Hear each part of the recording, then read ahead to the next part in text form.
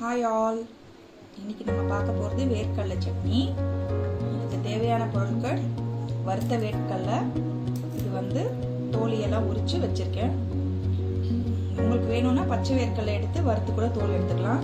இது நம்ம ஒரு குவிக்காக இன்ஸ்டண்ட்டாக பண்ணோன்னா வறுத்த வேர்க்கடலையே எடுத்துக்கலாம். 10 நிமிஷத்துக்குள்ளே முடிஞ்சிடும். புளி கொஞ்சம், ஒரு பெரிய வெங்காயம், ஒரு 7-8 சின்ன வெங்காயம், 4-5 பல் பூண்டு, ஒரு பச்சை மிளகாய், 2 காஞ்ச மிளகாய், கொஞ்சம் தேங்காய், இவ்வளோதான் இதுக்கு தேவையான பொருட்கள். கடாய் அடுப்பில் வச்சு சூடானதும் 2-3 டேபிள் ஸ்பூன் எண்ணெய் விட்டு லைட்டாக எண்ணெய் சூடானா போதும். சூடானதும் ஒன்று ஒன்றா போட்டு வதக்கிட்டு உப்பு போட்டு ஆஃப் பண்ணிட்டு ஆறுனதும் அரைக்க வேண்டியதான். ரொம்ப சிம்பிள் ப்ரொசீஜர். வேர்க்கடலை ஆல்ரெடி வறுத்த வேர்க்கடலைன்றதுனால அதுவும் நம்ம வறுக்க தேவையில்லை. லாஸ்ட்டாக போட்டு ஒரு திருப்பி மட்டும் திருப்பி விட்டு ஆஃப் பண்ணிட வேண்டியது. இப்போ நான் ஒன்று ஒன்றா போட்டு வறுக்க போகிறேன்.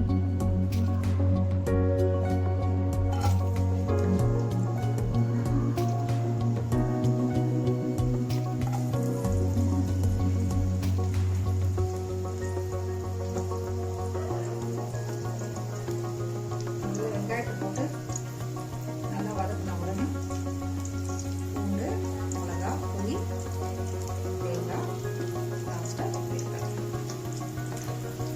வெங்காயம் மட்டும் கொஞ்சம் நல்லா வதக்கணும். லேசாக கொஞ்சம் உப்பு ஃபஸ்ட்டு போட்டு வதக்கிக்கிறேன்.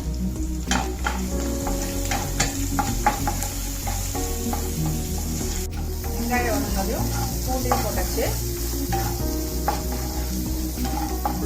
வதங்கினதும் இப்போ பச்சை மிளகாய், காஞ்ச மிளகாய் அடுப்பு கொஞ்சம் சிம்மில் வச்சுட்டு மிளகாய் போடுறேன். நான் மிளகாய் போட்டதும் வெடிக்கும். சிம்மில் வச்சுட்டு அப்புறமா போட்டு வதக்கணும். சிம்லேயே வதக்கலாம். இதுக்கப்புறம் சிம்மில் வச்சு வதக்கினாலே போதுன்ற அளவுக்கு ஒரு இதாக இருக்கு. அடுத்து புளி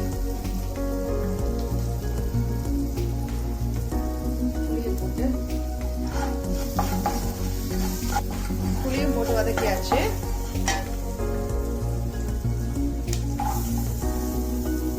தேங்காவை போட்டு அது ஒரு ஃபியூ செகண்ட்ஸ் போடும். வதக்கிட்டு வறுத்த வேர்க்கடலை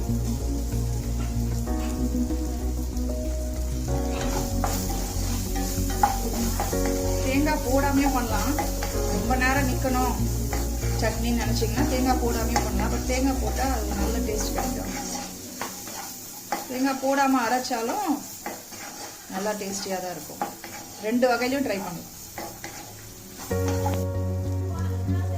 இப்போ தேங்காயும் வதங்கியாச்சு.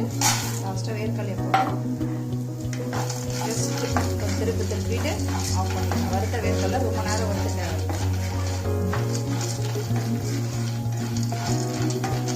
நீங்கள் வறுக்காத வேர்க்கடலை இருக்கிற மாதிரி இருந்தால் முதல்ல வறுத்துட்டு தோலியெல்லாம் எடுத்துட்டு அதுக்கப்புறம் தான் பண்ணணும். இதெல்லாம் வதக்கிட்டு அந்த டைம்லேயே பச்சை வேர்க்கடலையை போட்டு வறுக்கக்கூடாது, சரியாக வறுக்கூடாது. இந்த ஸ்டேஜில் சட்னிக்கு தேவையான உப்பு ஆட் பண்ணிக்கலாம். அரைச்சிட்டு தேவைன்னா திருப்பி ஆட் பண்ணிக்கலாம். முதல்ல கொஞ்சமாக ஆட் பண்ணிட்டோம் ஆல்ரெடி வெங்காயத்துக்கு. ஸோ இப்போ கொஞ்சம் மட்டும் உப்பை போட்டு வறுத்துட்டு அடுப்பை அணைச்சிருந்தேன். வதக்கி வச்சது நல்லா ஆறி போச்சு.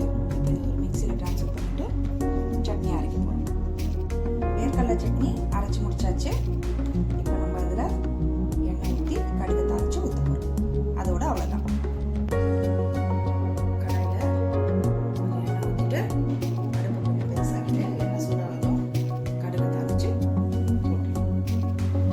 தேவையான பொருட்களை நான் கடுகு சொல்லியிருக்க மாட்டேன். அப்படின்னா ஒரு சிலர் சட்னி தாளிக்காமல் சாப்பிடுவாங்க வேர்க்கடலை சட்னி. பட் எங்கள் வீட்டில் தாளிச்சாதான் பிடிக்குன்றதுனால போடுறேன். தாளிக்கலனாலும் நல்லாயிருக்கும். அதோட ஒரிஜினல் ஸ்டைல் தாளிக்காம தான் பண்ணுவோம். கடுகு வச்சுட்டு அடுப்பு ஆஃப் பண்ணிட்டு சட்னியில் சேர்த்துக்கலாம்.